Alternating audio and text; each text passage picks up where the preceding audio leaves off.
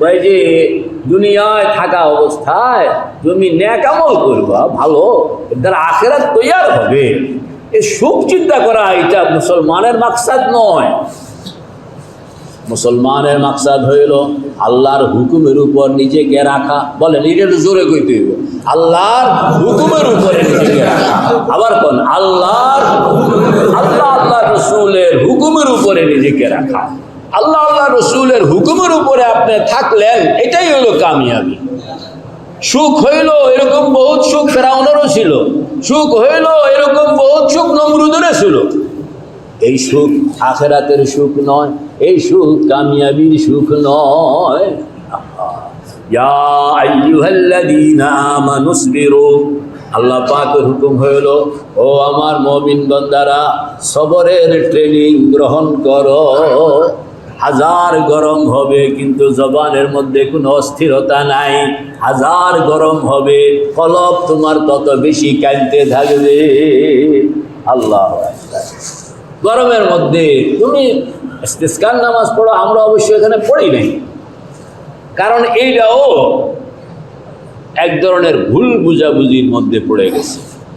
লোকেরা মনে করে ইস্তিসকার নামাজ পড়লে বৃষ্টি হবে, এটা ভুল। ইস্তিসকার নামাজ পড়া, গরমের সময় ইস্তিসকার নামাজ পড়া হইল হুকুম, বৃষ্টি হওয়া হুকুম নয়। আল্লাহ আমাদের এখানে কল্যাণের ফয়সালা করবেন, তাহলে বৃষ্টি দিয়াও কল্যাণ করতে পারেন, বৃষ্টি না দিয়াও কল্যাণ করতে পারেন। আপনি মনে করছেন বৃষ্টি হইলেই কল্যাণ? এমন বৃষ্টি দিয়ে দিব যে সারা প্লাবিত হয়ে যেত, আবার কাঁদতে থাকবেন যে আল্লাহ বৃষ্টি থামান।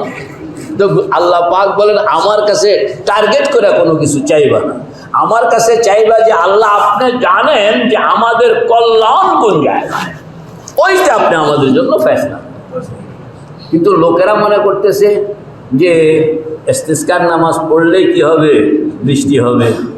এজন্য আমি এটার জন্য, যেহেতু আবার বৃষ্টি না হইলে কয় যে আমরা তো গুনাহগার, ইমাম বেটা অত আল্লাহর কাছে পছন্দনীয় লোক নয়, এজন্য ইস্তিসকার নামাজ পড়ছে কিন্তু বৃষ্টি হয়নি।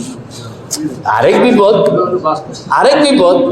এই জন্য আমি আমারে একজনে কইছে চলেন একটা ইস্তিসকার নামাজ পড়ি। আমি বলে আপনি বুড়াকালে এখন পরীক্ষা দিতে রাজি না, বৃষ্টি হইব না, এরপরে কইব যে হুদা কন্যা, এরপরে কি করিব? আল্লাহর হুকুমও বুঝে না, শরীয়তও বুঝে না, তরিকতও বুঝে না, উল্টা আরো ভুল বুঝতেছে। তা আপনাকে আরো উল্টা ভুল বুঝানোর দিকে আমি আগায় দিলাম। এজন্য আমি বললাম যে না ভাই আপনারা পড়েন, আমি ব্যস্ত, আমি খুব ব্যস্ত। তার অর্থ হইল দোয়া করতেছি, কিন্তু এই যে গলত, সুবহ গলত, শাম গলত, সব কিছু গলতের উপরে আমাদের জন্য বড় মুশকিলের। কোনো কাজ করে আনন্দ পাওয়া যায় না, শরীয়তকে বুঝতে চায় না, আল্লাহর হুকুমকে বুঝতে চায় না।